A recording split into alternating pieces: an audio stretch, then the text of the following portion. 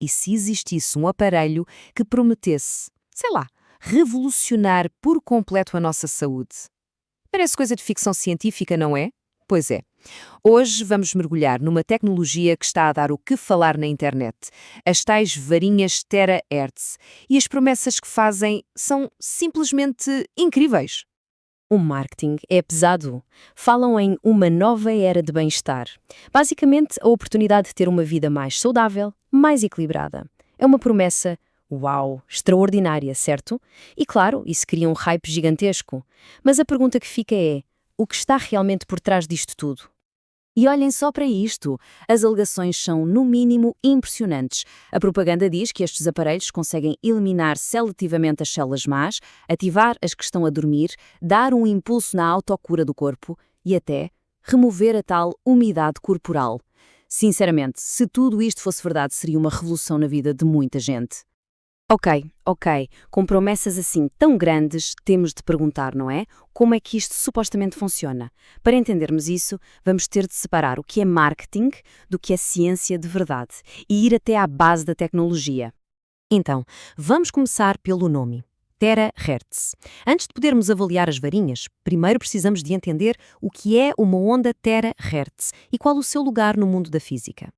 É bem simples, na verdade. A radiação terahertz, ou raios-T, como também lhe chamam, é um tipo de onda eletromagnética. Pensem assim, ela fica ali espremida entre as micro-ondas do nosso dia-a-dia, sabem, as que aquecem a comida, e a luz infravermelha que sentimos como calor.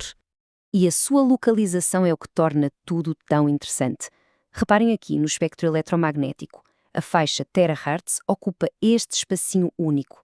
E é precisamente essa posição que lhe dá umas propriedades bem específicas e que são super importantes para entendermos o resto da história. E que propriedades são essas? Bem, primeiro é uma radiação que chamam de não ionizante. O nome é complicado, mas a ideia é simples. Em baixa potência, não tem energia para arrancar eletrões dos átomos e danificar o nosso ADN, ao contrário dos raios X. Ela até atravessa coisas como roupa e plástico. Mas, e aqui vem o ponto-chave, as ondas terahertz são muito absorvidas pela água. E o nosso corpo é basicamente feito de água. Isso limita bastante a profundidade a que consegue chegar nos nossos tecidos. Guardem esta informação. Ok, então a tecnologia existe de verdade. A pergunta é, o que é que os cientistas estão a fazer com ela? Vamos dar uma olhada agora na investigação séria, na legítima, para ver onde está o potencial real e, claro, comparar com o que as varinhas prometem. E olhem que a pesquisa, de verdade, é fascinante, a sério. Os cientistas estão a explorar o uso de terahertz para imagiologia de cancro, porque parece ajudar a ver a diferença entre tecido normal e um tumor. Há estudos promissores sobre a doença de Alzheimer, ainda que em animais e em laboratório.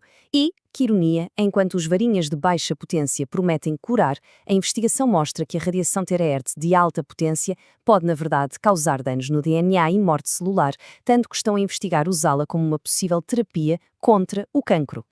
Portanto, o ponto principal aqui é este.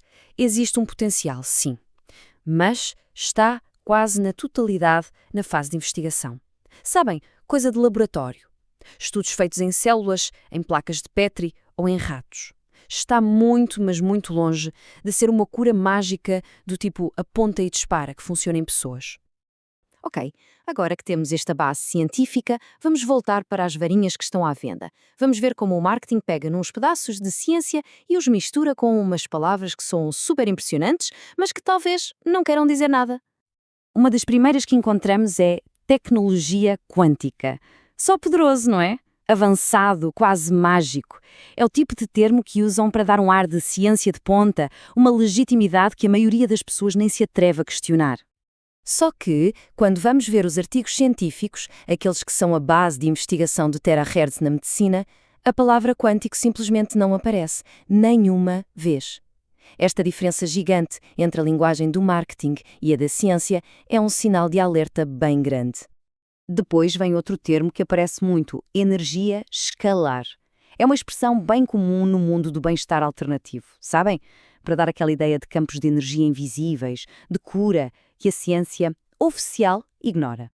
E, sem surpresa nenhuma, quando olhamos para a investigação científica real sobre terahertz, o resultado é o mesmo, zero, nenhuma menção. Isto mostra um padrão, não é? É uma estratégia de marketing que pega em jargão científico emprestado só para parecer credível e não para descrever a tecnologia de verdade. E para fechar com chave de ouro, o marketing adora usar citações como esta, que dizem ser de Albert Einstein. O problema? Não existe nenhuma prova de que Einstein alguma vez tenha dito isto. É uma tática bem conhecida para dar um peso a uma autoridade falsa ou uma ideia. Ok, chegou a hora da verdade. Vamos juntar tudo isto e pôr lado a lado as promessas do marketing e a realidade da ciência. E a diferença é gritante. A promessa de eliminar células não saudáveis ignora o facto de que THZ de alta potência pode ser prejudicial. A alegação de que penetra 20 a 30 centímetros bate de frente com a física básica que diz que a água dos nossos tecidos bloqueia a onda logo na superfície. E a ideia de reparar o ADN? Bem, vimos que a radiação é não ionizante, o que significa exatamente o contrário. Ela não tem força para mexer com o ADN. Então, o que temos aqui é um caso clássico de uma gota de verdade no meio de um oceano de marketing. A tecnologia terahertz é real, sim, e a investigação que estão a fazer com ela é super empolgante. O problema é que pegaram neste núcleo de verdade científica e o envolveram em várias camadas de promessas que não têm comprovação e que às vezes nem fazem sentido do ponto de vista da ciência. E isto deixa-nos com uma pergunta para pensar, não é?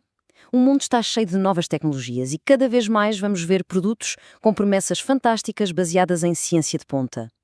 A grande questão é, como é que ficamos mais espertos? Como é que aprendemos a separar o que é ciência de verdade do que é só conversa de vendedor? Fica a reflexão. Obrigada pela companhia